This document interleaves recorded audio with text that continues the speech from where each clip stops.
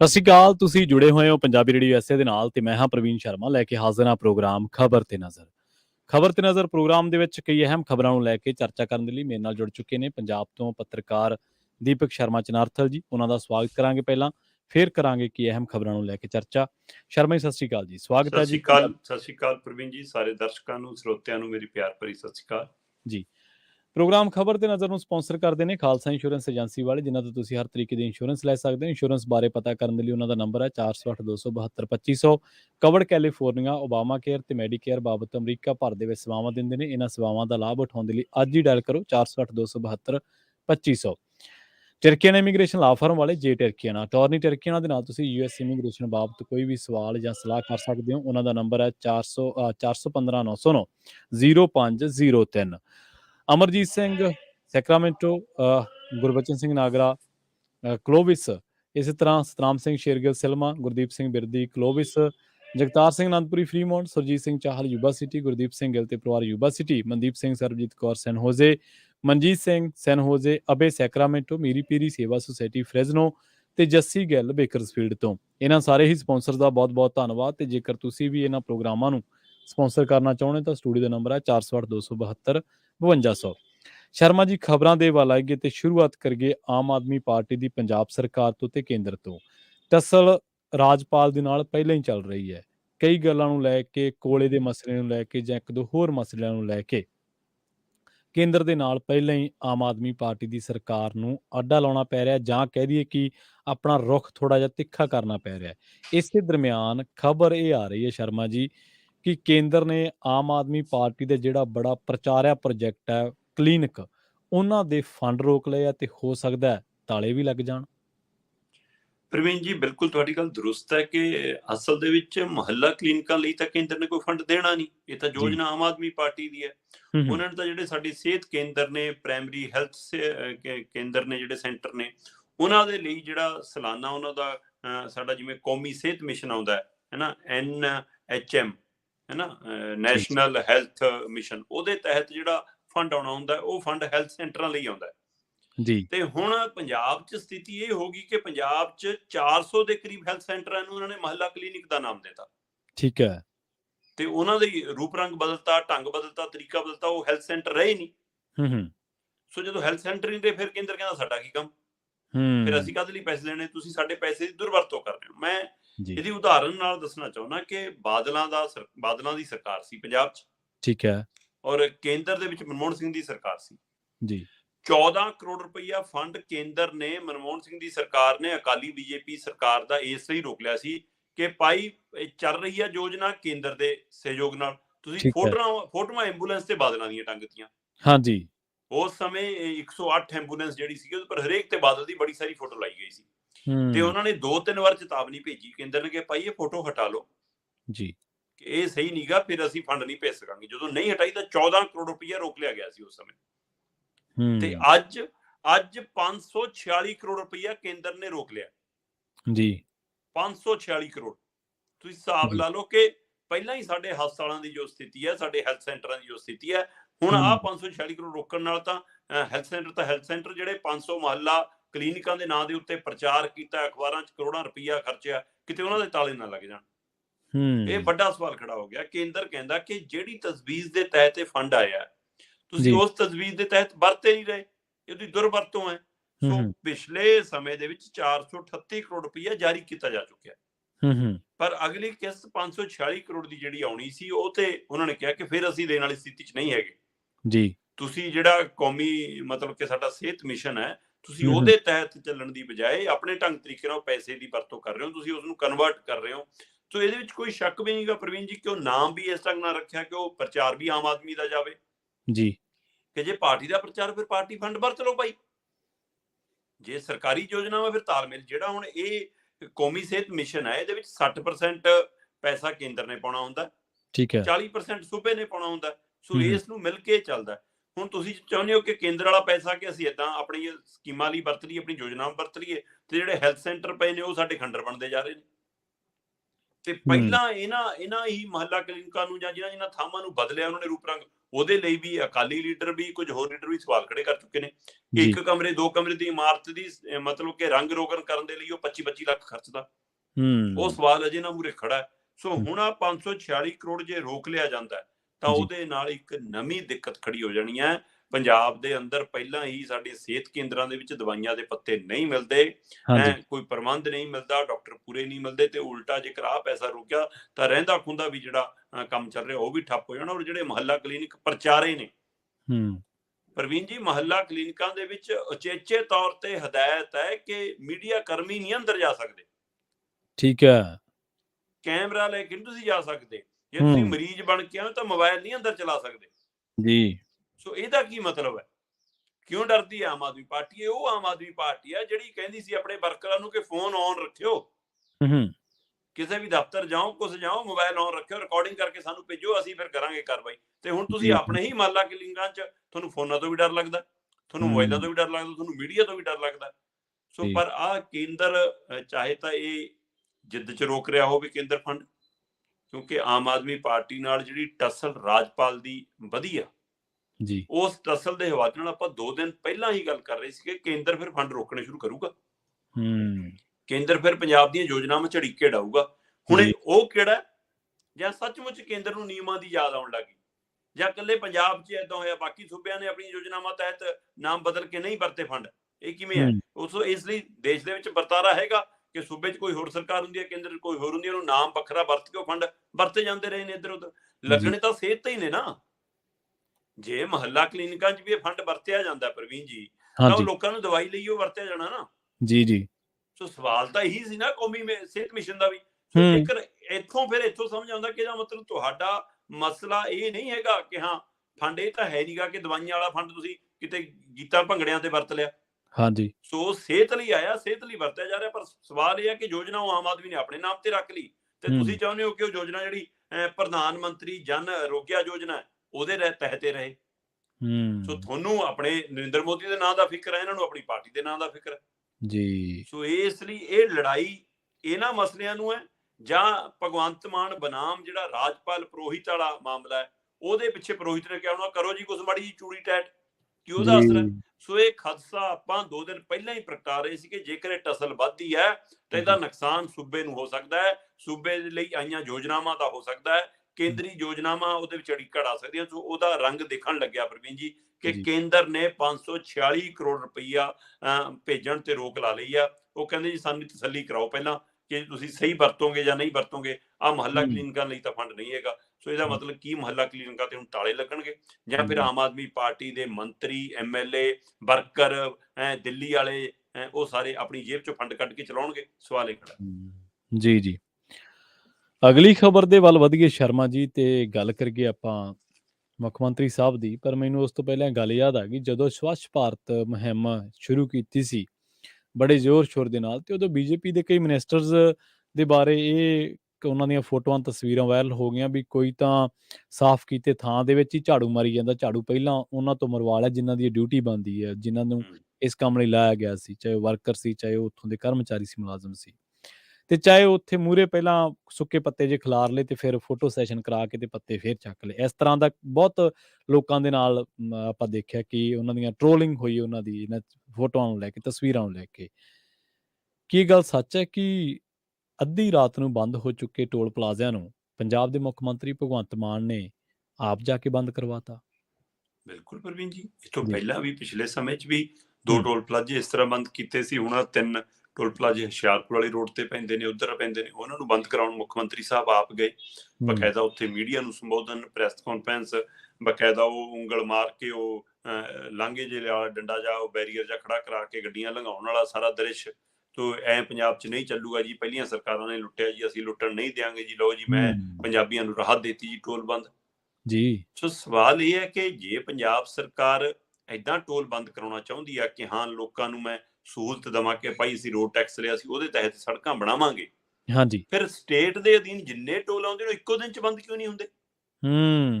ਚਲੋ 1 ਦਿਨ 'ਚ ਨਹੀਂ ਹੋਣੇ, 1 ਦਿਨ 'ਚ 4-4 ਥਾਂ ਮੁੱਖ ਮੰਤਰੀ ਸਾਹਿਬ ਜਾਈ ਜਾਣ, ਹਫ਼ਤਾ ਰੱਖਣ ਕਿ ਹਫ਼ਤਾ ਭਾਈ ਟੋਲ ਨਿਬੇੜ ਦੇਣੇ ਆ, ਮੈਂ ਸਾਰੇ ਫੋਟੋ ਹੀ ਖਿਚਾਉਣੀ ਹੈ, ਸਾਰੇ ਟੋਲਾਂ ਤੇ ਜਾ ਆਉਣ ਜੀ, ਕਰਾ ਲੈਣ ਫੋਟੋ। ਫਿਰ ਇਹ ਜੀ। ਉਸ ਦਿਨ ਕਿਉਂ ਚੇਤੇ ਆਉਂਦਾ ਜਦੋਂ ਉਸ ਟੋਲ ਦੀ ਸਮਾਂ ਹੱਦ ਮੁੱਕ ਜਾਂਦੀ ਹੈ। ਹੂੰ। ਪਿਛਲੇ ਟੋਲ ਵੀ ਤਦ ਬੰਦ ਕਰਾਏ ਸੀ ਪ੍ਰਵੀਨ ਜੀ, ਜਿਹੜੇ ਹੁਣ ਆਹ 3 ਟੋਲ ਬੰਦ ਕਰਾਏ ਨੇ, ਬਲਾਚੌਰ ਦਸੂਹਾ ਮਾਰਗ ਦੇ ਉੱਤੇ ਮਜਾਰੀ, ਨੰਗਲ ਸ਼ਹੀਦਾਂ, ਮਾਨਗੜ੍ਹ, ਇਹ ਸਾਰੇ ਜਿਹੜੇ 3 ਟੋਲ ਚੱਲ ਰਹੇ ਸੀ, ਇਹਨਾਂ ਟੋਲਾਂ ਦੀ ਸਮਾਂ ਹੱਦ ਲੰਘੀ ਰਾਤ ਨੂੰ 12 ਵਜੇ ਖਤਮ ਹੋ ਗਈ ਸੀ ਜੀ, ਜੀ। ਤੇ ਉਹਨਾਂ ਨੇ 12 ਵਜੇ ਤੋਂ ਬਾਅਦ ਟੋਲ ਖੁੱਲੇ ਕਰਤੇ ਤੇ ਮੁੱਖ ਮੰਤਰੀ ਸਾਹਿਬ ਦਿਨ ਚੜੇ ਗਏ, ਆਪਣਾ ਹੂੰ। ਅਮਲਾ ਫਾਲਾ ਲੈ ਕੇ ਗਏ, ਕਾਫਲਾ ਲੈ ਕੇ ਗਏ, ਪੁਲਿਸ ਤੰਤਰ ਲੈ ਕੇ ਗਏ ਤੇ ਉਹ ਹੂੰ। VIP ਕਲਚਰ ਜਿਹੜੀਆਂ ਗੱਡੀਆਂ ਚੋਰ ਚੋਰ ਚੋਰ ਕਹਿੰਦੀਆਂ ਭੱਜੀਆਂ ਜਾਂਦੀਆਂ, ਉਹ ਬਹੁਤ ਖੜੀਆਂ ਸੀ ਉੱਥੇ, ਜੀ। ਜਿਨ੍ਹਾਂ ਬਾਰੇ ਮੁੱਖ ਮੰਤਰੀ ਭਗਵੰਤ ਮਾਨ ਹੋਰੀ ਖੁਦ ਕਹਿੰਦੇ ਹੁੰਦੇ ਸੀ ਕਿ ਜਦੋਂ ਗੱਡੀਆਂ ਹੂਟਰ ਮਾਰਦੀਆਂ ਜਾਂਦੀਆਂ ਤਾਂ ਐਂ ਲੱਗਦਾ ਜਿਵੇਂ ਚੋਰ ਚੋਰ ਕਹਿੰਦੀਆਂ ਹੋਣ। ਸੋ ਕਾਫਲਾ ਉੱਥੇ ਖੜਾ ਸੀ ਔਰ ਬਕਾਇਦਾ ਨਾਕੇ ਲਾਏ ਪੁਲਿਸ ਨੇ, ਔਰ ਨਾਕੇ ਲਾਉਣ ਦਾ ਅਸਰ ਉਹ ਇਹ ਹੋਇਆ ਕਿ ਚੰਡੀਗੜ੍ਹ ਹੁਸ਼ਿਆਰਪੁਰ ਜਿਹੜਾ ਮੁੱਖ ਮਾਰਗ ਹੈ ਉਹਦੇ ਤੇ ਕਿਲੋਮੀਟਰ, ਮਤਲਬ ਕਿ 10-10 15-15 ਕਿਲੋਮੀਟਰ ਲੰਮਾ ਜਾਮ ਲੱਗਿਆ। ਕਾਲਜਾਂ ਦੀਆਂ ਬੱਸਾਂ, ਸਕੂਲਾਂ ਦੀਆਂ ਬੱਸਾਂ, ਇੰਸਟੀਚਿਊਟਾਂ ਦੀਆਂ ਬੱਸਾਂ, ਦਫ਼ਤਰਾਂ ਨੂੰ ਜਾਣ ਵਾਲੇ ਮੁਲਾਜ਼ਮਾਂ ਦੀਆਂ ਬੱਸਾਂ, ਕੰਮਾਂ ਕਾਰਾਂ ਦੇ ਜਾਣ ਵਾਲੇ ਲੋਕ, ਕੋਰਟ ਕਚਹਿਰੀ ਜਾਣ ਵਾਲੇ ਲੋਕ, ਇੱਥੋਂ ਜੀ। ਤੱਕ ਕਿ ਬਰਾਤਾਂ ਵੀ ਫਸ ਗਈਆਂ, ਜਿਨ੍ਹਾਂ ਨੇ ਆਨੰਦ ਕਾਰਜ ਦਾ ਗੁਰੂ ਘਰ ਟਾਈਮ ਲਿਆ ਵਾ ਸੀ ਕਿ ਭਾਈ ਇੰਨੇ ਵਜੇ ਅਸੀਂ ਪਹੁੰਚ ਜਾਾਂਗੇ, ਇੰਨੇ ਵਜੇ ਅਸੀਂ ਆਨੰਦ ਕਾਰਜ ਲੈਣੇ, ਉਹ ਬਰਾਤਾਂ ਵੀ ਉੱਥੇ ਫਸੀਆਂ ਰਹੀਆਂ। ਸੋ ਇਹ ਕਿਹੜਾ, ਇਹ ਉਹੀ VIP ਕਲਚਰ ਹੈ ਜਿਹਦਾ ਭਗਵੰਤ ਮਾਨ ਵਿਰੋਧ ਕਰਦੇ ਸੀ। ਅੱਜ ਤੁਸੀਂ ਇੱਥੋਂ ਤੱਕ ਕਿ ਜਵਾਕਾਂ ਨੂੰ ਇਹ ਕਿਹਾ ਗਿਆ ਕਿ ਟੋਲ ਵਾਲੇ ਪਾਸਿਓਂ ਪੈਦਲ ਵੀ ਨਾ ਲੰਘਿਓ, ਠੀਕ ਹੈ, ਹੋ ਕੇ ਲੰਘ ਜਾਓ, ਉੱਥੇ ਮੀਡੀਆ ਵਾਲੇ ਫੋਟੋਆਂ ਨਾ ਖਿੱਚ ਲੈਣ ਤੁਹਾਡੇ ਕਿਤੇ ਜੀ। ਅੱਛਾ। ਉਹਨਾਂ ਨੂੰ ਖੇਤਾਂ 'ਚੋਂ ਲੰਘਾਇਆ ਗਿਆ ਤੇ ਇਹ ਟੋਲ ਪਲਾਜ਼ੇ ਅੱਧੀ ਰਾਤ ਨੂੰ ਟੋਲ ਕਰਮੀਆਂ ਵੱਲੋਂ, ਕੰਪਨੀਆਂ ਵੱਲੋਂ ਖੁਦੇ ਬੰਦ ਕਰਕੇ ਲੋਕਾਂ ਲਈ ਖੋਲ ਦਿੱਤੇ ਗਏ ਸੀ। ਸਵੇਰ ਨੂੰ ਜਾ ਕੇ ਸਿਰਫ ਡਰਾਮਾ ਹੋਇਆ ਸਰਕਾਰੀ, ਤੇ ਉਹ ਨਾਟਕ ਤੋਂ ਬਾਅਦ ਇਹ ਤਸਵੀਰਾਂ ਫਿਰ ਦਿਖਾਈਆਂ ਗਈਆਂ ਕਿ ਲਓ ਜੀ, ਮੈਂ ਪੰਜਾਬ ਨੂੰ ਟੋਲ ਮੁਕਤ ਦੇ ਰਿਹਾ। ਸੋ ਇਹਦੇ ਵਿੱਚ 2 ਪਹਿਲੂ ਨੇ ਪ੍ਰਵੀਨ ਜੀ। ਹਾਂਜੀ। ਪਹਿਲਾ ਪਹਿਲੂ ਤਾਂ ਇਹ ਹੈ ਕਿ ਜੇਕਰ ਸੱਚਮੁੱਚ ਟੋਲ ਮੁਕਤ ਕਰਾਉਣਾ ਚਾਹੁੰਦੇ ਹੋ ਤਾਂ ਪਹਿਲਾਂ ਸਾਰੇ ਸਟੇਟ ਦੇ ਟੋਲ ਸਰਕਾਰ ਬੰਦ ਕਰੇ, ਔਰ ਨਾਲ ਹੀ ਜਿਹੜੇ ਨੈਸ਼ਨਲ ਟੋਲ ਨੇ ਪੰਜਾਬ ਦੇ ਅੰਦਰ ਚੱਲਦੇ, ਉਹਨਾਂ ਦੇ ਖਿਲਾਫ ਇੱਕ ਮੁਹਿੰਮ ਵਿੱਢੇ, ਸਰਕਾਰੀ ਤੌਰ ਤੇ ਵਿੱਢੇ ਫਿਰ, ਜੀ, ਜੀ। ਕਿ ਭਾਈ ਮੈਂ ਪੰਜਾਬ ਨੂੰ ਟੋਲ ਮੁਕਤ ਕਰਨਾ। ਤਾਂ ਇਹ ਹੈ। ਸੋ ਜਿੱਦਣ ਟੋਲ ਦੀ ਸਮਾਦ ਮੁੱਕਦੀ ਤੁਸੀਂ ਉਦੋਂ ਜਾ ਕੇ ਬਹਿ ਜਾਂਦੇ ਉੱਥੇ ਕੁਰਸੀ ਢਾ ਕੇ। ਪਰ ਦੂਸਰਾ ਪਹਿਲੂ ਇਹਦਾ ਇਹ ਹੈ ਕਿ ਨਾਲ ਦੀ ਨਾਲ ਪੰਜਾਬ ਦੇ ਸਾਰੇ ਵਾਸੀ ਚਾਹੁੰਦੇ ਨੇ ਕਿ ਟੋਲ ਮੁਕਤ ਪੰਜਾਬ ਹੋਣਾ ਚਾਹੀਦਾ ਹੈ, ਪਰ ਨਾਲ ਦੀ ਨਾਲ ਉਹਨਾਂ ਦੇ ਮਨਾਂ 'ਚ ਇੱਕ ਸਵਾਲ ਵੀ ਖੜਾ ਹੈ ਕਿ ਭਾਈ ਜਿਹੜਾ ਸਾਡਾ ਰੋਡ ਟੈਕਸ ਲਿਆ ਤੁਸੀਂ, ਉਹ ਫੰਡ ਹੁਣ ਤੱਕ ਕਿੱਥੇ ਵਰਤਿਆ ਜੇ ਟੋਲ ਦੇ ਰਾਹੀਂ ਸੜਕਾਂ ਦਾ ਸੁਧਾਰ ਹੋਇਆ, ਤੇ ਹੁਣ ਅਗਲੀ ਵਾਰ ਤੋਂ ਇਹ ਸੜਕਾਂ ਕੌਣ ਬਣਾਏਗਾ, ਕਿਵੇਂ ਬਣਨਗੀਆਂ, ਕਦੋਂ ਠੀਕ ਹੋਣਗੀਆਂ, ਕਿਤੇ ਤਾਂ ਨਹੀਂ ਟੁੱਟੀਆਂ ਰਹਿ ਜਾਣਗੀਆਂ ਕਰਨੀਆਂ। ਇਹ ਸਵਾਲਾਂ ਦੇ ਜਵਾਬ ਅਜੇ ਮੁੱਖ ਮੰਤਰੀ ਸਾਹਿਬ ਨੇ ਨਹੀਂ ਦਿੱਤੇ। ਹਾਂ, ਰਾਜਨੀਤੀ ਜਾਰੀ ਹੈ ਔਰ VIP ਕਲਚਰ ਵੀ ਜਾਰੀ ਹੈ, ਜਿਹਦੀ ਪੀੜ ਵੀ ਕੱਲ ਨਜ਼ਰ ਆਈ ਔਰ ਸਰਕਾਰੀ ਡਰਾਮਾ ਵੀ ਕੱਲ ਟੋਲਾਂ ਦੇ ਉੱਤੇ ਨਜ਼ਰ ਆਇਆ। ਜੀ, ਜੀ। ਅਗਲੀ ਖਬਰ ਦੇ ਵੱਲ ਵਧੀਏ ਸ਼ਰਮਾ ਜੀ, ਤੇ ਗੱਲ ਕਰੀਏ ਪੰਜਾਬ ਦੇ ਬਜਟ ਸੈਸ਼ਨ ਦੀ। ਇਹ ਹੁਣ ਸੁਣਨ ਦੇ ਵਿੱਚ ਆ ਰਿਹਾ, ਖਬਰਾਂ ਕਹਿ ਰਹੀਆਂ ਕਿ 3 ਮਾਰਚ ਤੋਂ ਸ਼ੁਰੂ ਹੋ ਸਕਦਾ ਜੀ। ਬਿਲਕੁਲ ਪ੍ਰਵੀਨ ਜੀ, ਨੇ ਜਿਹੜਾ ਬਜਟ ਸੈਸ਼ਨ ਹੈ, ਵੈਸੇ ਤਾਂ ਕੈਬਨਿਟ ਨੇ ਫੈਸਲਾ ਕਰਨਾ ਹੁੰਦਾ ਹੈ ਤਰੀਕਾਂ ਦਾ, ਸਮੇਂ ਦਾ, ਹੈ ਨਾ, ਦਿਨਾਂ ਦਾ, ਕਿੰਨੇ ਦਿਨ ਚੱਲਣਾ, ਕਦੋਂ ਤੋਂ ਚੱਲਣਾ, ਫਿਰ ਉਹਦੀ ਮਨਜ਼ੂਰੀ ਲਈ ਗਵਰਨਰ ਨੂੰ ਲਿਖਣਾ ਪੈਂਦਾ। ਹੁਣ ਉਹ ਕੱਲ ਵੀਰਦਵਿੰਦਰ ਕਹਿ ਰਹੇ ਸੀ, ਕਹਿੰਦੇ ਕਿ ਭਾਈ ਪਾਕਿਸਤਾਨ ਵਾਲੇ ਰਾਜਪਾਲ ਤੋਂ ਫਿਰ ਮਨਜ਼ੂਰੀ ਲਿਆ ਕਰੂਗਾ ਸਾਡਾ ਮੁੱਖ ਮੰਤਰੀ, ਕਿ ਜੇ ਇਹਦੇ ਨਾਲ ਤਾੜੀ ਨਹੀਂ ਰਹੀ ਹੁਣ। ਸੋ ਇਸ ਲਈ ਇਹ ਸਵਾਲ ਅਜੇ ਖੜਾ ਹੈ ਕਿ ਹਾਂ ਉਧਰ ਮਨਜ਼ੂਰੀ ਮਿਲਣੀ ਹੈ ਤਾਂ ਉੱਥੇ ਕਿਹੜੇ ਸਵਾਲ ਆਉਂਦੇ ਨੇ, ਉਹ ਕੀ ਕਹਿੰਦੇ ਨੇ ਕੱਲ ਨੂੰ ਆਪਸ ਜੇ ਕੋਈ, ਅੱਛਾ ਫਿਰ ਭਾਸ਼ਣ ਨੂੰ ਲੈ ਕੇ ਨਾ ਵਿਵਾਦ ਹੋ ਜਾਵੇ। ਕਈ ਸੂਬਿਆਂ 'ਚ ਅਸੀਂ ਦੇਖਿਆ ਕਿ ਭਾਸ਼ਣਾਂ ਨੂੰ ਲੈ ਕੇ ਵਿਵਾਦ ਹੋਇਆ, ਹੈ ਨਾ। ਸੋ ਇਸ ਲਈ ਅਜੇ ਕਾਫੀ ਕੁਝ ਖੜਾ ਹੈ, ਪਰ ਫਿਲਹਾਲ ਪਤਾ ਲੱਗ ਰਿਹਾ ਕਿ 21 ਫਰਵਰੀ ਨੂੰ ਜਿਹੜੀ ਕੈਬਨਿਟ ਦੀ ਬੈਠਕ ਹੋਣੀ ਹੈ ਪ੍ਰਵੀਨ ਜੀ, ਉਸ ਬੈਠਕ ਦੇ ਵਿੱਚ ਇਹ ਤਜਵੀਜ਼ ਆਉਣੀ ਹੈ ਕਿ ਆਪਾਂ ਬਜਟ ਸੈਸ਼ਨ ਕਦ ਤੋਂ ਕਰੀਏ, ਕਿਉਂਕਿ ਮਾਰਚ ਦੇ ਵਿੱਚ ਕਰਨਾ ਜ਼ਰੂਰੀ ਹੈ ਜੀ। ਆਪਾਂ ਪਹਿਲਾਂ ਵੀ ਗੱਲ ਕਰ ਚੁੱਕੇ ਹਾਂ ਕਿ ਟਾਲ ਚੁੱਕੇ ਨੇ ਪਿਛਲੀ ਵਾਰ, ਹੈ ਨਾ। ਸੋ ਇਸ ਲਈ ਇਸ ਮਾਰਚ 'ਚ ਤਾਂ ਹਰ ਹਾਲ 'ਚ ਕਰਨਾ ਪੈਣਾ। ਸੋ ਪਰ ਦੂਸਰੇ ਪਾਸੇ ਵੱਡਾ ਸਵਾਲ ਇਹ ਵੀ ਖੜਾ ਕਿ ਇਸ ਦੇ ਦਰਮਿਆਨ ਹੀ ਇਸੇ ਮਹੀਨੇ ਦੇ ਵਿੱਚ ਪੰਜਾਬ 'ਚ G20 ਨੂੰ ਲੈ ਕੇ ਬੈਠਕਾਂ ਨੇ। ਸੋ ਉਸ ਬੈਠਕਾਂ ਦੇ ਦੌਰਾਨ ਦੀ ਹੁਣ ਸਕੀਮ ਕੱਢ ਰਹੀ ਹੈ ਸਰਕਾਰ ਜੀ ਕਿ ਅਸੀਂ ਬਜਟ ਸੈਸ਼ਨ ਲੰਬਾ ਵੀ ਦਿਖਾ ਦਈਏ, ਠੀਕ ਹੈ, ਤੇ ਸ਼ੁੱਕਰਵਾਰ ਨੂੰ ਸ਼ੁਰੂ ਕਰੀਏ ਜੀ, ਸ਼ਨੀ ਐਤਵਾਰ ਦੀ ਛੁੱਟੀ ਆ ਜਾਵੇ, ਹੈ ਨਾ, ਸੋਮਵਾਰ ਨੂੰ ਰਾਜਪਾਲ ਦਾ ਭਾਸ਼ਣ ਕਰਾ ਦਈਏ, ਤੇ ਇਹ ਹੁਣ ਇਸ ਹਿਸਾਬ ਨਾਲ 2 ਛੁੱਟੀਆਂ ਨੂੰ ਮਿਲਾ ਕੇ ਵੀ ਥੋੜਾ 5 ਦਿਨ ਦਾ ਸੈਸ਼ਨ ਹੋ ਜਾਂਦਾ, ਹੈ ਨਾ ਜੀ। ਸੋ ਇਸ ਲਈ ਇਹ ਕਰਕੇ ਫਿਰ ਆਪਾਂ ਸੈਸ਼ਨ ਚੱਕ ਦਈਏ ਤੇ ਉਸ ਤੋਂ ਬਾਅਦ ਕਹੀਏ ਜੀ ਕਿ ਹੁਣ G20 ਦੀਆਂ ਬੈਠਕਾਂ ਨੇ, ਬੈਠਕਾਂ ਤੋਂ ਬਾਅਦ ਫਿਰ ਆਪਾਂ ਦੂਏ ਪੜਾਅ 'ਚ ਲਿਆ ਕੇ ਫਿਰ ਬਜਟ ਕਰ ਲਈਏ, ਫਿਰ ਉਦੋਂ 2 ਦਿਨ ਚਲਾ ਲਈਏ, ਫਿਰ ਸੈਸ਼ਨ ਆਪਣਾ ਹੋ ਜਾਊਗਾ। ਸੋ ਏਦਾਂ ਦੀ ਕੁਝ ਜੋੜ ਤੋੜ ਕਰਨ ਦੀ ਵੀ ਸਕੀਮ ਹੈ ਕਿ ਟੁੱਟਿਆ ਹੋਇਆ ਪੜਾਵਾਂ ਦੇ ਵਿੱਚ ਬਜਟ ਸੈਸ਼ਨ ਹੋਵੇ। ਸੋ ਇਹਦੇ ਲਈ ਇੱਕ ਤਜਵੀਜ਼ ਕੱਢੀ ਜਾ ਰਹੀ ਹੈ ਕਿ 3 ਤਰੀਕ ਨੂੰ ਜਿਹੜਾ ਮਤਲਬ ਸੈਸ਼ਨ ਹੈ ਉਸ ਨੂੰ ਆਪਾਂ ਸੱਦੀਏ ਤੇ ਉਸ ਦਿਨ ਆਪਾਂ ਸ਼ੁੱਕਰਵਾਰ ਹੈ, ਉਸ ਦਿਨ ਆਪਾਂ ਸਿਰਫ ਸ਼ਰਧਾਂਜਲੀਆਂ ਦਈਏ। ਉਸ ਤੋਂ ਬਾਅਦ 4-5 ਦੀ ਛੁੱਟੀ ਹੈ, 6 ਮਾਰਚ ਨੂੰ ਫਿਰ ਆਪਾਂ ਮੁੜ ਕੇ ਸੈਸ਼ਨ ਬੁਲਾ ਲਈਏ, ਫਿਰ ਆਪਾਂ ਉਸ ਦਿਨ ਰਾਜਪਾਲ ਦਾ ਭਾਸ਼ਣ ਕਰਾ ਲਈਏ, ਫਿਰ ਉਹ ਤੋਂ ਬਾਅਦ ਜੇ G20 ਦੀਆਂ ਬੈਠਕਾਂ ਕਰਕੇ ਉਹਨੂੰ ਚੱਕਣਾ ਵੀ ਪਿਆ ਚੱਕ ਲਈਏ, ਕਿਉਂਕਿ 14 ਤਰੀਕ ਤੋਂ ਲੈ ਕੇ 19 ਮਾਰਚ ਤੱਕ G20 ਦੀਆਂ ਬੈਠਕਾਂ ਨੇ, ਬਾਕੀ ਚਰਚਾ ਬਾਅਦ ਚੋਂ ਕਰਾ ਲਈਏ। ਕੁਝ ਇਹ ਵੀ ਆ ਰਹੀ ਹੈ ਕਿ ਆਪਾਂ ਨਹੀਂ ਇਹਨੂੰ 9 ਤਰੀਕ ਤੱਕ ਚਲਾ ਲਈਏ, 6 ਨੂੰ ਰਾਜਪਾਲ ਦੇ ਭਾਸ਼ਣ ਤੋਂ ਬਾਅਦ 7 ਨੂੰ ਅਗਲੀਆਂ ਤਜਵੀਜ਼ਾਂ ਦੀ ਗੱਲ ਕਰਕੇ 8-9 ਨੂੰ ਆਪਾਂ 9 ਤਰੀਕ ਨੂੰ ਬਜਟ ਪੇਸ਼ ਕਰ ਦਈਏ, ਤੇ ਉਹ ਤੋਂ ਬਾਅਦ ਚੱਕ ਦਈਏ ਕਿ ਹਾਂ 14 ਤੋਂ ਭਾਈ G20 ਦੀਆਂ ਬੈਠਕਾਂ ਤੇ ਬਜਟ ਤੇ ਬਹਿਸ ਬਾਅਦ ਚੋਂ ਕਰਾ ਲਈਏ। ਸੋ ਇਸ ਲਈ 2-3 ਤਰ੍ਹਾਂ ਦੀਆਂ ਤਜਵੀਜ਼ਾਂ ਅੰਦਰ ਚੱਲ ਰਹੀਆਂ ਜੀ। ਪਰ ਪਿਛਲੇ ਲੰਮੇ ਸਮੇਂ ਤੋਂ ਕਿੰਨੇ ਹੀ ਦਿਨਾਂ ਤੋਂ ਹਰਪਾਲ ਚੀਮਾ ਦਿਨ ਰਾਤ ਲੱਗੇ ਨੇ ਅਫਸਰਾਂ ਨਾਲ, ਕਿਉਂਕਿ ਉਹਨਾਂ ਨੇ ਬਜਟ ਵੀ ਤਿਆਰ ਕਰਨਾ ਹੈ, ਸਾਰੇ ਵਿਭਾਗਾਂ ਤੋਂ ਜਾਣਕਾਰੀ ਵੀ ਲੈਣੀ ਹੈ, ਉਹਨਾਂ ਦੀ ਡਿਮਾਂਡ ਚਾਰਟ ਵੀ ਲੈਣੇ ਨੇ, ਉਹਨਾਂ ਨੂੰ ਫੰਡਾਂ ਦਾ ਕਿੰਨੀ ਲੋੜ ਹੈ, ਕਿੱਥੇ ਕਿੰਨੀ ਖੜੋਤ ਹੈ, ਕਿੰਨੇ ਵਧਾਉਣ ਦੀ ਲੋੜ ਹੈ, ਕਿੰਨੀ ਘਟਾਉਣ ਦੀ ਲੋੜ, ਉਹ ਹਿਸਾਬ ਕਿਤਾਬ ਕਰਨਾ ਹੈ। ਤੇ ਇੱਕ ਟਾਸਕ ਉਹਨਾਂ ਨੂੰ ਜਿਹੜਾ ਪਾਰਟੀ ਨੇ ਦਿੱਤਾ, ਹਾਈ ਕਮਾਂਡ ਨੇ ਦਿੱਤਾ, ਉਹ ਹੈ ਜੀ 1000 ਰੁਪਇਆ ਬੀਬੀਆਂ ਦੇ ਖਾਤੇ 'ਚ ਪਾਉਣ ਲਈ 12000 ਕਰੋੜ ਦੀ ਤਜਵੀਜ਼, ਕਿ ਉਹ 12000 ਕਰੋੜ ਰੁਪਏ ਦਾ ਪ੍ਰਬੰਧ ਕਿਵੇਂ ਕਰਨਾ ਹੈ। ਸੋ ਉਹਦੇ ਲਈ ਵੀ ਅਫਸਰਾਂ ਨਾਲ ਮੱਥਾ ਪੱਚੀ ਜਾ ਰਹੀ ਹੈ। ਸੋ ਜੇਕਰ ਤਾਂ ਉਹ ਸਿਰੇ ਚੜ ਗਿਆ, ਮੁੱਖ ਮੰਤਰੀ ਤੋਂ ਲੈ ਕੇ ਸੁਪਰ ਮੁੱਖ ਮੰਤਰੀ ਤੱਕ ਵਾਲਿਆਂ ਨੇ ਸਾਰਿਆਂ ਨੇ ਹਾਮੀ ਭਰਤੀ ਕਿ ਹੁਣ ਇਹ ਸਹੀ ਹੈ, ਫਿਰ ਇਹਦੇ ਉੱਤੇ ਸਹੀ ਪਏਗੀ, ਫਿਰ ਉਹ ਬਜਟ 'ਚ ਆ ਸਕਦੀ ਹੈ ਗੱਲ। ਇਹਦੀ ਪੂਰੀ ਸੰਭਾਵਨਾ ਹੈ ਕਿ ਮਾਰਚ ਮਹੀਨੇ ਦੇ ਵਿੱਚ ਬਜਟ ਸੈਸ਼ਨ ਜਿਹੜਾ ਪੜਾਵਾਂ 'ਚ ਹੋਣ ਦੀ ਸੰਭਾਵਨਾ ਹੈ, ਉਹਦੇ ਵਿੱਚ 1000 ਰੁਪਏ ਵਾਲੀ ਯੋਜਨਾ ਨੂੰ ਲਿਆ ਕੇ ਵੀ ਬਜਟ ਰੱਖਿਆ ਜਾ ਸਕਦਾ ਹੈ, ਤੇ ਬਜਟ ਰੱਖਣ ਤੋਂ ਬਾਅਦ ਅਖਬਾਰਾਂ 'ਚ ਇਸ਼ਤਿਹਾਰ ਦਿੱਤੇ ਜਾ ਸਕਦੇ ਨੇ, ਤਾਂ ਕਿ ਜਲੰਧਰ ਜ਼ਿਮਨੀ ਚੋਣ ਤੋਂ ਪਹਿਲਾਂ ਇਸ ਨੂੰ ਪੇਸ਼ ਕੀਤਾ ਜਾ ਸਕੇ ਕਿ ਆਹ ਚੱਕੋ ਭਾਈ 1000 ਰੁਪਇਆ ਬੀਬੀਆਂ ਨੂੰ ਅਸੀਂ ਅਗਸਤ ਦੀ ਇੰਨੀ ਤਰੀਕ ਤੋਂ ਖਾਤੇ 'ਚ ਪਾਉਣਾ ਸ਼ੁਰੂ ਕਰਾਂਗੇ। ਸੋ ਉਹਦੇ ਲਈ ਇਸ਼ਤਿਹਾਰਾਂ ਦੇ ਰੰਗ ਰੂਪ ਤਿਆਰ ਹੋ ਗਏ ਨੇ, ਫੋਟੋਆਂ ਤਿਆਰੀ ਹੋ ਗਈ ਹੈ, ਬਸ ਸਿਰਫ ਇਹ ਹੈ ਕਿ ਜੇ 12000 ਕਰੋੜ ਦਾ ਪ੍ਰਬੰਧ ਹੋ ਗਿਆ ਫਿਰ ਇਹ ਸਾਰਾ ਕੁਝ ਚੱਲਣਾ, ਬਾਕੀ ਸਾਰੀ ਤਿਆਰੀ ਹੈ, ਬਸ ਪੈਸੇ ਦਾ ਪ੍ਰਬੰਧ ਕਰਨਾ ਰਹਿੰਦਾ ਜੀ। ਅੱਛਾ, ਬਾਕੀ ਸਭ ਠੀਕ ਸੁੱਖ ਸਾਂਦ ਦਾ, ਪਰ ਦਿਲ ਹੀ ਉਦਾਸ ਹੈ। ਪਾਤਰ ਸਾਹਿਬ ਦੀਆਂ ਲਾਈਨਾਂ ਵੀ ਨਾ, ਬਾਕੀ ਸਭ ਖੈਰ ਹੈ, ਦਿਲ ਹੀ ਉਦਾਸ ਹੈ। ਹਾਂਜੀ, ਅਗਲੀ ਗੱਲ ਕਰੀਏ ਸ਼ਰਮਾ ਜੀ, ਜਦੋਂ ਤੋਂ ਸਰਕਾਰ ਆਈ ਹੈ ਚੰਗੇ ਯਤਨ ਹੋ ਰਹੇ ਨੇ ਪੰਜਾਬੀ ਮਾਂ ਬੋਲੀ ਖਾਤਰ, ਚਲੋ ਹੋਣੇ ਵੀ ਚਾਹੀਦੇ ਨੇ। ਆਪਾਂ ਕਹਿੰਦੇ ਹਾਂ ਕਿ ਸ਼ਾਲਾ ਇਹ ਜਾਂ ਕੋਈ ਹਾਕਮ ਹੋਵੇ ਜਿਹੜਾ ਪੰਜਾਬ ਦੇ ਪਰਸਪੈਕਟਿਵ ਤੋਂ ਚੀਜ਼ਾਂ ਨੂੰ ਦੇਖੇ, ਪੰਜਾਬ ਦੇ ਹੀ ਭਲੇ ਤੋਂ ਕੰਮਾਂ ਨੂੰ ਕਰੇ, ਪਾਲਿਸੀਆਂ ਬਣਾਵੇ। ਪਿਛਲੇ ਦਿਨੀ ਆਪਾਂ ਪ੍ਰਚਾਰਿਆ, ਤੁਸੀਂ ਵੀ ਉਸ ਪ੍ਰੋਗਰਾਮ ਦੇ ਵਿੱਚ ਹਿੱਸਾ ਬਣੇ ਸੀ, ਜਿਹਦੇ ਵਿੱਚ ਕੁਲਤਾਰ ਸੰਧਵਾਂ ਜੀ ਜਿਹੜੇ ਨੇ ਸਪੀਕਰ ਸਾਹਿਬ ਨੇ ਪ੍ਰਧਾਨਗੀ ਕੀਤੀ ਸੀ। ਤੁਸੀਂ ਉੱਥੇ ਵੀ ਕਈ ਇਸ਼ੂ ਚੁੱਕੇ ਸੀਗੇ ਕਿ ਪੰਜਾਬੀ ਮਾਂ ਬੋਲੀ ਦੇ ਹੱਕ ਦੇ ਵਿੱਚ ਪ੍ਰਚਾਰ ਵੀ ਬਹੁਤ ਹੋਇਆ, ਸਾਰਾ ਕੁਝ ਆਪਾਂ ਦੇਖਿਆ, ਅੱਖੀਂ ਦੇਖਿਆ, ਕੰਨੀ ਸੁਣਿਆ। ਪਰ ਕੇਂਦਰ ਨੇ ਜਿਹੜਾ ਦਾਅਵਾ ਕੀਤਾ ਕਿ ਉਹ ਸੱਚ ਹੈ ਕਿ ਪੰਜਾਬ ਨੇ ਅਦਾਲਤਾਂ ਦੇ ਵਿੱਚ ਪੰਜਾਬੀ ਲਾਗੂ ਕਰਵਾਉਣ ਦੀ ਕਦੇ ਕੇਂਦਰ ਤੋਂ ਮੰਗ ਹੀ ਨਹੀਂ ਕੀਤੀ। ਪ੍ਰਵੀਨ ਜੀ, ਇਹ ਗੱਲ ਬਿਲਕੁਲ ਦਰੁਸਤ ਹੈ ਜੀ। ਮਤਲਬ ਆਪਾਂ ਇਹ ਨਹੀਂ ਕਹਿ ਸਕਦੇ ਕਿ ਇਹਦੇ ਲਈ ਮਾਨ ਸਰਕਾਰ ਦੋਸ਼ੀ ਹੈ, ਇਹਦੇ ਲਈ ਮੁੱਖ ਮੰਤਰੀ ਭਗਵੰਤ ਮਾਨ ਦੋਸ਼ੀ ਨੇ, ਜਾਂ ਉਹਨਾਂ ਦੇ ਕੇਂਦਰ 'ਚ ਬੈਠੇ ਸਾਡੇ ਮੈਂਬਰ ਪਾਰਲੀਮੈਂਟ, ਲੋਕ ਸਭਾ ਜਾਂ ਰਾਜ ਸਭਾ ਵਾਲੇ ਉਹ ਦੋਸ਼ੀ ਨੇ। ਇਹਦੇ ਨਾਲੋਂ ਵੀ ਵੱਡੇ ਦੋਸ਼ੀ ਤਾਂ ਹੁਣ ਤੱਕ ਜਿਹੜੀ ਸਰਕਾਰ ਰਹੀ ਜੀ, ਘੱਟੋ ਘੱਟ 1 ਨਵੰਬਰ 1966 ਤੋਂ ਲੈ ਕੇ ਅੱਜ ਆਪਾਂ ਜਦੋਂ ਗੱਲ ਕਰ ਰਹੇ ਹਾਂ ਨਾ, ਅੱਜ ਦੀ ਤਰੀਕ ਤੱਕ ਆ 16-17 ਫਰਵਰੀ 2023 ਤੱਕ ਆਉਂਦਿਆਂ ਕਿ ਕਿੰਨੀਆਂ ਸਰਕਾਰਾਂ ਬਦਲੀਆਂ, ਕਿੰਨੇ ਮੁੱਖ ਮੰਤਰੀ ਬਦਲੇ, ਕਿਉਂ ਨਹੀਂ ਕਿਸੇ ਨੂੰ ਯਾਦ ਆਇਆ ਕਿ ਸਾਡੀਆਂ ਅਦਾਲਤਾਂ 'ਚ ਕੰਮ ਸਾਡੀ ਬੋਲੀ 'ਚ, ਸਾਡੀ ਭਾਸ਼ਾ 'ਚ, ਆਪਣੀ ਮਾਂ ਬੋਲੀ ਪੰਜਾਬੀ 'ਚ ਹੋਣਾ ਚਾਹੀਦਾ।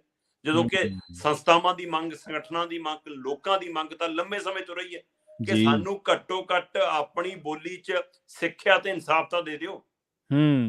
ਸੋ ਉਸ ਦੀ ਮੰਗ ਦੇ ਉੱਤੇ ਗੌਰ ਕਰਨਾ ਕਿਹਦਾ ਕੰਮ ਸੀ? ਪੰਜਾਬ ਦੀ ਵਿਧਾਨ ਸਭਾ 'ਚ ਮਤੇ ਲਿਆਉਂਦੇ ਨੇ ਕਿ ਅੱਜ ਤੋਂ ਪੰਜਾਬ 'ਚ ਬੋਰਡ ਪੰਜਾਬੀ 'ਚ ਲੱਗਣਗੇ ਜੀ, ਅੱਜ ਤੋਂ ਤਖਤੀਆਂ ਪੰਜਾਬੀ 'ਚ ਲੱਗਣਗੀਆਂ ਜੀ, ਦਫ਼ਤਰੀ ਕੰਮਕਾਜ ਪੰਜਾਬੀ 'ਚ ਹੋਊਗਾ। ਇਹ ਕਿੰਨੀ ਵਾਰ ਤੁਸੀਂ ਮਤੇ ਲਿਆਂਦੇ, ਕਿੰਨੀ ਵਾਰ ਉਹਦੇ ਤੇ ਆਰਡਰ ਕੱਢੇ, ਕਿੰਨੀ ਵਾਰ ਚਿੱਠੀਆਂ ਕੱਢੀਆਂ, ਕਿੰਨੀ ਵਾਰ ਦਫ਼ਤਰਾਂ ਨੂੰ ਲਿਖਿਆ, ਤੇ ਉਹਦੀ ਫਿਰ ਤਾਮੀਲ ਕਿਉਂ ਨਹੀਂ ਹੁੰਦੀ? ਤੁਹਾਡੇ ਹੁਕਮਾਂ ਦਾ ਪਾਲਣਾ ਕਿਉਂ ਨਹੀਂ ਹੁੰਦੀ? ਇਹਦਾ ਮਤਲਬ ਤੁਹਾਡੀ ਕਮਜ਼ੋਰੀ ਹੈ, ਇੱਛਾ ਸ਼ਕਤੀ ਦੀ ਕਮਜ਼ੋਰੀ ਹੈ, ਸਰਕਾਰ ਦੀ ਆਪਣੀ ਮਾਨਸਿਕਤਾ ਨਹੀਂ ਹੈ। ਤੇ ਉਸੇ ਕੜੀ ਦੇ ਵਿੱਚ ਅੱਜ ਵਾਲੀ ਸਰਕਾਰ ਵੀ ਖੜੀ ਹੈ। ਸੋ ਇਹ ਸਵਾਲ ਕੇਂਦਰ ਦੇ ਵਿੱਚ ਜਿਹੜੀ ਆਪਾਂ ਗੱਲ ਕਰ ਰਹੇ ਹਾਂ ਕਿ ਪਿਛਲੇ ਦਿਨ ਇੱਕ ਬੈਠਕ ਹੋਈ ਆ, ਉਹ ਬੈਠਕ ਕੁਲਤਾਰ ਸੰਧਵਾਂ ਨੇ ਕੀਤੀ, ਉੱਥੇ ਵੱਡੀਆਂ ਚਰਚਾਵਾਂ ਹੋਈਆਂ, ਉਹਦੀ ਚਰਚਾ ਕੇਂਦਰ ਤੱਕ ਵੀ ਪਹੁੰਚੀ ਆ ਉਸ ਬੈਠਕ ਦੀ। ਸੋ ਉਸੇ ਦੌਰਾਨ ਉਸ ਬੈਠਕ ਤੋਂ ਬਾਅਦ ਹੀ ਜਿਹੜਾ ਸੈਸ਼ਨ ਚੱਲ ਰਿਹਾ ਕੇਂਦਰ ਦਾ ਬਜਟ ਸੈਸ਼ਨ, ਉਹਦੇ ਵਿੱਚ ਇੱਕ ਸਵਾਲ ਆਇਆ ਜੀ, ਪੰਜਾਬ ਵਾਲੇ ਪਾਸਿਓਂ ਇਹ ਸਵਾਲ ਚੁੱਕਿਆ ਗਿਆ, ਔਰ ਸਾਡੇ ਜਿਹੜੇ ਰਾਜ ਸਭਾ ਮੈਂਬਰ ਨੇ ਆਪਣਾ ਬਾਬਾ ਬਲਬੀਰ ਸਿੰਘ ਸਿੰਚੀਵਾਲ ਹੋਰੀ, ਨਾ ਸੰਤ ਬਲਬੀਰ ਸਿੰਘ ਸਿੰਚੀਵਾਲ, ਉਹਨਾਂ ਨੇ ਇਹ ਸਵਾਲ ਪੁੱਛਿਆ, ਤੇ ਉਸ ਸਵਾਲ ਦੇ ਜਵਾਬ 'ਚ ਤੱਥ ਹੈ ਕਿ ਭਾਈ ਮੰਗਿਆ ਕਦੋਂ ਹੈ, ਪੰਜਾਬ ਨੇ ਮੰਗ ਕਦ ਰੱਖੀ ਹੈ, ਇਹ ਤਜਵੀਜ਼ ਕਦੋਂ ਲਿਆਂਦੀ ਹੈ ਕੇਂਦਰ ਕੋਲ ਕਿ ਹਾਂਜੀ ਸਾਡੀਆਂ ਅਦਾਲਤਾਂ ਦੇ ਵਿੱਚ ਜਿਹੜਾ ਅਦਾਲਤੀ ਕੰਮਕਾਜ ਹੈ ਉਹ ਪੰਜਾਬੀ 'ਚ ਹੋਵੇ, ਬਹਿਸ ਪੰਜਾਬੀ 'ਚ ਹੋਵੇ, ਜਿਹੜਾ ਪੰਜਾਬੀ 'ਚ ਹੋਵੇ, ਫੈਸਲਾ ਪੰਜਾਬੀ 'ਚ ਆਵੇ, ਸਾਨੂੰ ਆਪਣੀ ਬੋਲੀ 'ਚ। ਤੇ ਹਰਿਆਣੇ ਵਰਗਾ ਸੂਬਾ, ਹਰਿਆਣਾ, ਪੰਜਾਬ ਹਰਿਆਣਾ ਹਾਈ ਕੋਰਟ ਦੇ ਵਿੱਚ ਆਪਣੀ ਹਿੰਦੀ ਕਰਾ ਗਿਆ, ਜਦੋਂ ਕਿ ਹਿੰਦੀ ਹਰਿਆਣੇ ਦੀ ਵੀ ਬੋਲੀ ਨਹੀਂ ਹੈ ਜੀ। ਹਿੰਦੀ ਇੱਕ ਖੇਤਰੀ ਭਾਸ਼ਾ ਹੈ ਤੇ ਹਰਿਆਣਵੀ ਆਪਣੇ ਆਪ ਚ ਇੱਕ ਬੋਲੀ ਹੈ। ਪਰ ਬੋਲੀ ਹੈ, ਬਿਲਕੁਲ। ਸਵਾਲ ਇਹ ਹੈ ਕਿ ਉਹਨਾਂ ਕੋਲ ਆਪਣੀ ਲਿਪੀ ਨਹੀਂ। ਹੂੰ। ਹਿਮਾਚਲ ਦੀਆਂ ਆਪਣੀ ਹਿਮਾਚਲ ਦੇ ਵਿੱਚ ਪੰਜਾਬੀ ਕਿੰਨਾ ਸਾਡਾ ਕੀਤਾ ਖੜਾ ਹੈ। ਸੋ ਜਿਵੇਂ ਆਪਣੀ ਮਲਵਈ ਹੈ, ਪੁਆਧ ਹੈ ਨਾ, ਏਦਾਂ ਅਲੱਗ-ਅਲੱਗ ਬੋਲੀ ਆ ਆਪਣੀ ਮਾਝੇ ਵਾਲੀਆਂ, ਉਹ ਬੋਲੀਆਂ ਨੂੰ ਆਪਾਂ ਸਾਂਝਾ ਇੱਕ ਪੰਜਾਬੀ ਲਿਪੀ ਚ ਰੱਖ ਲਿਆ ਜੀ।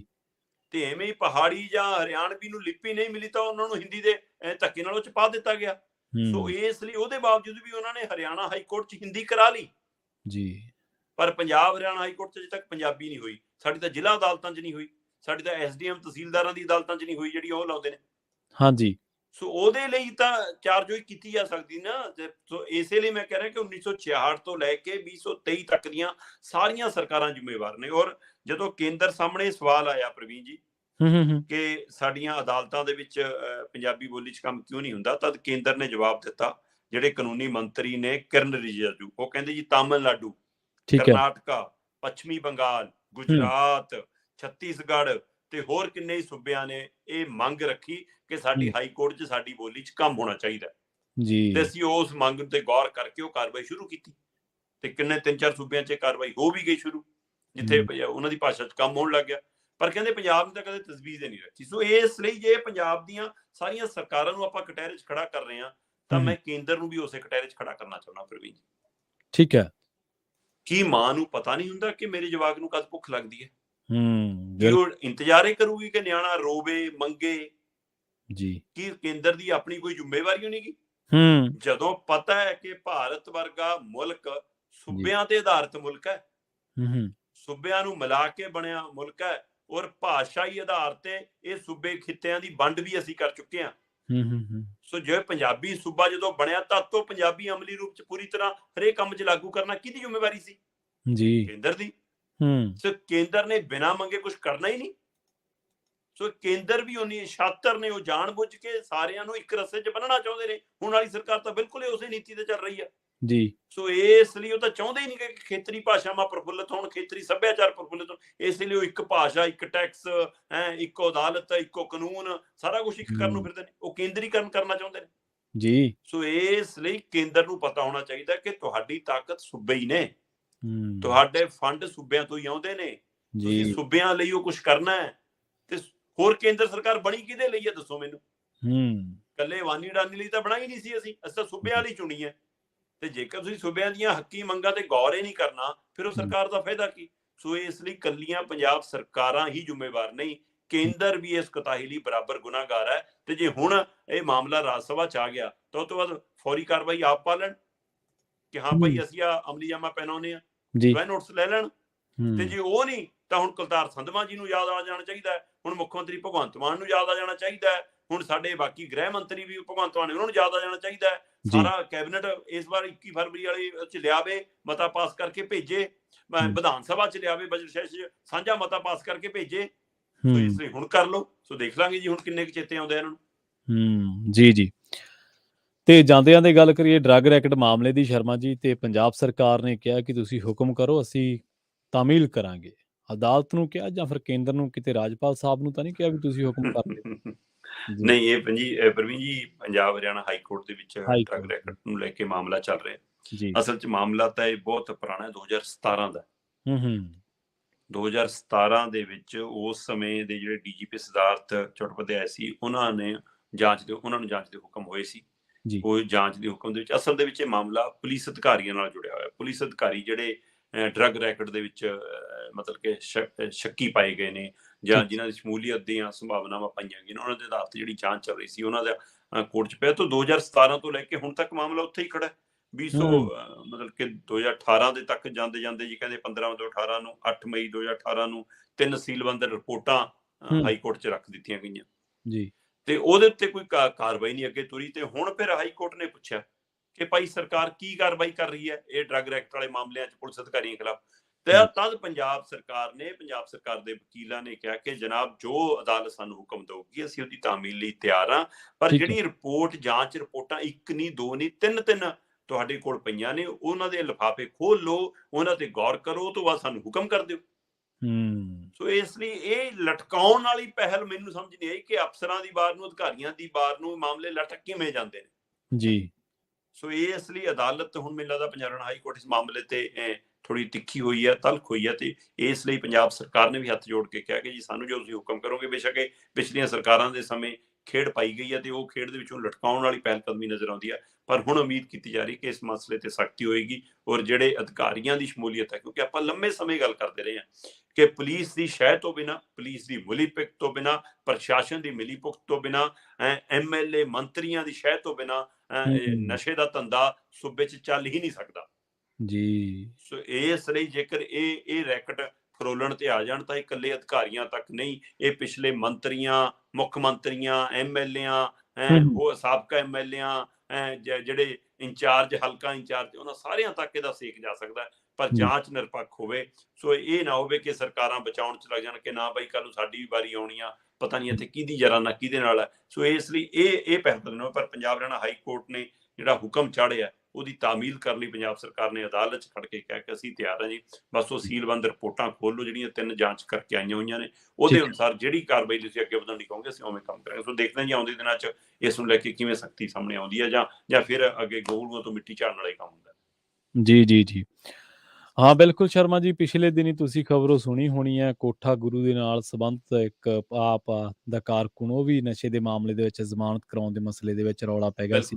ਕਈ ਲੱਖਾਂ, 15 ਲੱਖ ਤੋਂ ਗੱਲ ਚੱਲਦੀ 5 ਲੱਖ 'ਚ ਨਿਬੜ ਗਈ ਸੀ, ਪਰ ਪੈਸੇ ਨੂੰ ਲੈਣ ਦੇਣ ਦੇ ਮਾਮਲੇ ਦੇ ਵਿੱਚ ਬਾਅਦ 'ਚ ਰੌਲਾ ਪਿਆ ਤੇ ਫਿਰ ਹੁਣ ਉਹਦੀ ਵੀ ਫੜੋ ਫੜਾਈ ਹੋਣੀ ਹੈ। ਬਿਲਕੁਲ ਇਹ ਸਾਰਾ ਬਹੁਤ ਕੁਛ, ਬਹੁਤ ਤਕੜੀ ਵਿਲ ਪਾਵਰ ਦੇ ਨਾਲ ਇਹ ਵੱਡੀ ਜੰਗ ਹੈ ਨਜਿੱਠੀ ਜਾਣੀ ਹੈ। ਸ਼ਰਮਾ ਜੀ, ਇਹਨਾਂ ਖਾਸ ਖਬਰਾਂ ਤੇ ਖਾਸ ਜਾਣਕਾਰੀਆਂ ਦੇ ਲਈ ਤੁਹਾਡਾ ਬਹੁਤ ਬਹੁਤ ਧੰਨਵਾਦ ਜੀ। ਬਹੁਤ ਸ਼ੁਕਰੀਆ ਜੀ। ਸੋ ਪ੍ਰੋਗਰਾਮ ਖਬਰ ਤੇ ਨਜ਼ਰ ਨੂੰ ਆਪਾਂ ਇੱਥੇ ਹੀ ਸਮਾਪਤ ਕਰਾਂਗੇ। ਪੰਜਾਬੀ ਰੇਡੀਓ USA ਤੇ ਪ੍ਰੋਗਰਾਮਾਂ ਦਾ ਸਿਲਸਿਲਾ ਲਗਾਤਾਰ ਜਾਰੀ ਹੈ। ਤੁਸੀਂ ਜੁੜੇ ਰਹੋ ਪੰਜਾਬੀ ਰੇਡੀਓ USA ਦੇ ਨਾਲ। ਤੇ ਆਖਿਰ ਦੇ ਵਿੱਚ ਇੱਕ ਵਾਰ ਫਿਰ ਤੋਂ ਤੁਹਾਨੂੰ ਸਭ ਨੂੰ ਪਿਆਰ ਸਤਿਕਾਰ ਸਹਿਤ ਸਤਿ ਸ਼੍ਰੀ ਅਕਾਲ।